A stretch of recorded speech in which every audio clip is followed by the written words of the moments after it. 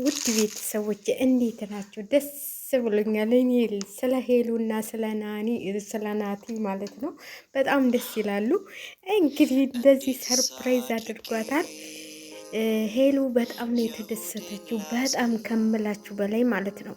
እንደዚህ ደስታችሁን ያዝለቅላችሁ ነው የምንለው እኛ። ደስታችሁን ያዝለቅላችሁ። እሷ በጣም ተከፍታ እኔ በጣም ነው መወዳት እያለ ነው እንግዲህ እንደዚህ ተጠምጥማ ካላንቺ ሌላ ምን አለኝ እያላት ነው። ያው ቪዲዮዋን ትንሽ ቀንጨብ አድርጌ ነው ያሳምንተር ያልኩላችሁ ማለት ያው እና በጣም ደስ ነው የሚለው።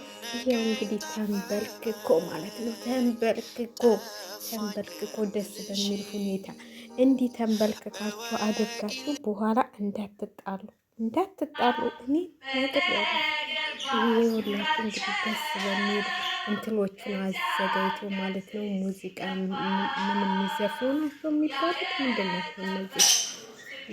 ስለ እናት ይዘፍናሉ፣ ስለ ምንም በቃ በጣም ደስ ይላሉ። በቃ ደስ ብሏታል ሄሉ ማለት ነው። በጣም ነው ደስ ያላት። እነዚህ እንግዲህ እነዚህ ቆነጃጅቶች ማለት ነው እዚህ ጋር ወይናቸውን እየጠጡ ነው ማለት ነው። ወይን አለ ደጅሽ እያሉ ነው። ወይናቸውን እየጠጡ ነው ደስ በሚል ሁኔታ። እዚህ ጋር ደግሞ በቃ እንደምታዋቸው እንዴት እንዳማረባት ማለት ነው። እንግዲህ ያው እንደ ሰርግ ነው ያደረጉት ማለት ነው። ካሁን በኋላ ላንለያይ ቃል ተገባብተን እኔ አለ አይቻት ሰላም እንደምላት ብቻ ነው አውቄ የመጣሁት እንጂ እኔ ከእሷ ጋር ይህን ሁሉ ጊዜ አሳልፋለሁ ብዬ አላሰብኩም። ግን ስመጣ ተቀይሮ ነው ያገኘሁት። ካለሷ ሌላ ጊዜ ማሳለፍ ትቻለሁ ብሏል። ጊዜህማ ፍቅርህ ነች ማለት ነው። በነገራችን ላይ ማለት ነው ዛሬ ምን ስንጠብቅ ነበር? የሩታ ልደት ሲከበር ስንጠብቅ የነበርን ልጆች፣ በጉጉት ስንጠብቅ የነበርን ልጆች ሄርሜላና ደስታ እየተደባደቡ ይንጡብን። ወይ ወይ ወይ ወይ ነው የምትሉት። እንደው አንቺ ልጅ አረተ አንዱን ይዘሽ አንዱን አትላትበይ እንዳትሉኝ ብቻ። አሁን በነ ሄሉ መተሽ ደግሞ ወደ እነ ደስታሽ እንዳትሉ። እንደው የድራማው ነገር እኔ እሱንማ ነገ ነው የምሰራበት ማለት ዛሬ ያልተመቸኝም ነገ ነው እንጂ የሚሰራበት እሱማ ነገ ነው እንጂ ዛሬ በነ ሄሉ ልስራ ብዬ ነው እንጂ። እኔ እኮ የገረመኝ ነገር አብርሽ ማን ነግሮት መጣ?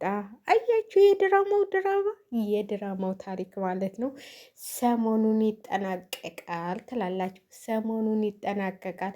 እኛ ግን የጠበቅነው ሌላ ነበር ማለት ነው። የሩታ ልደት እንዴት እንደሚከበር እሱን ስንጠብቅ በጉጉት ሁላችንም በቃ እስከ 3 ሰዓት እስከ 4 ሰዓት ይኸው አሁን 4 ሰዓት ሆነ በዚህ ሀገር። በእኛ 3 ሰዓት ነው። እስከ እሱ ስንጠብቅ የነበርን ልጆች እኔ እንኳን አታሁን በኋላ ራሱ ቢለቁ ልተኛ ነው። አታስዋሹኝ። የነ ሄሉን ሰርቼ ልተኛ ነው።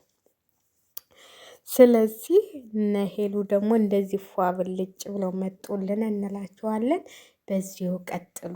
እኛ ደስ የሚለው ነገር ደግሞ እንደዚህ ሲያምሮባችሁ ስትጣሉ ማየት አንፈልግም። ስትፋቱ ማየት አንፈልግም። ስትፋቀሩ ብቻ ነው እኛ ደስ የሚለን። እኛ ቤተሰቦቻችሁ ቤተሰብ ሁነን የለም መችስ እኛ በፍትፈታ እናንተ ድራማ በመስራት። ስለዚህ ያው እንዳትጣሉ ጠንከራችሁ።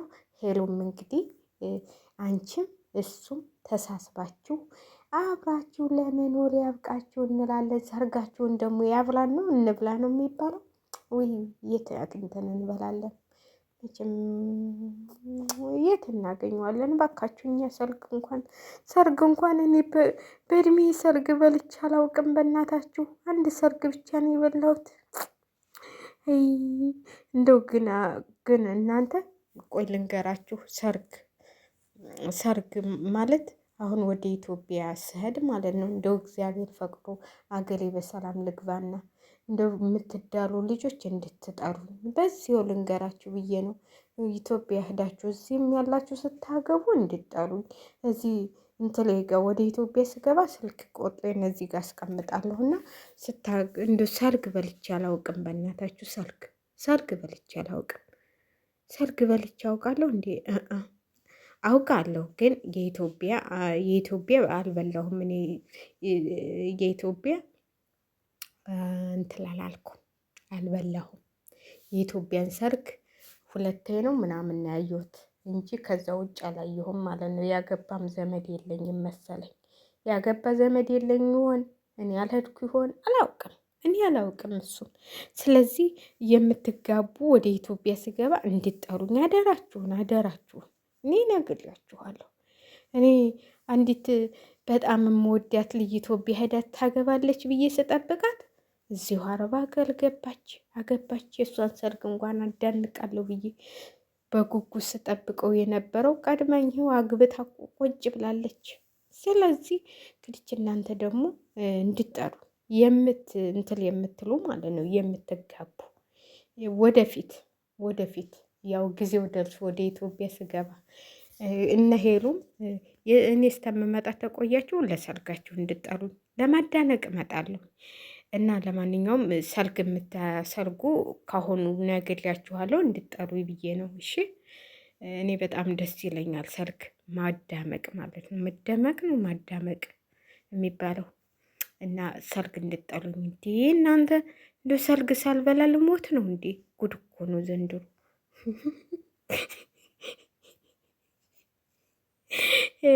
በነገራችን ላይ ማለት ነው እዛ ውማን እያለሁ ስንት ሰርግ ቤት ያለው መሰላችሁ?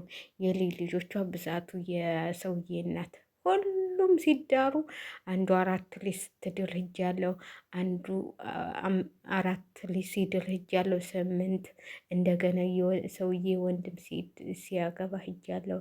እንደገና ደግሞ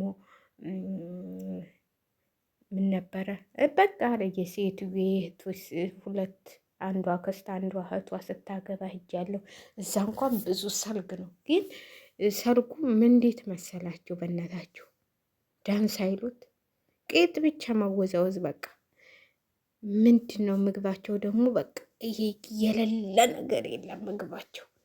ይሄ ሩዝ ነው። በዛ ላይ ምንድን ነው እንደኛ እኮ ቁልጥ የለ ቀይ ወጥ የለ ምን የለ። እኛ እኮ ሳህናችንን ከመል አድርገን በቃ እንለዋለን ማለት ነው። እዛ ግን የሆነ በቃ ነውና የነዛ ሀገር ሰርግ ታውቃላችሁ። ለማንኛውም ሄሉና ናቲ ሊጋቡ ነው። እኔ ስለ ሰርግ ሳነሳ እኮ እናቴ ልብ የለም። ሰርግ ተተባለ በቃ እማየው ከሰርጉ ህዱ ተጨፍሎ የሚነሳውን ምግብ ነው።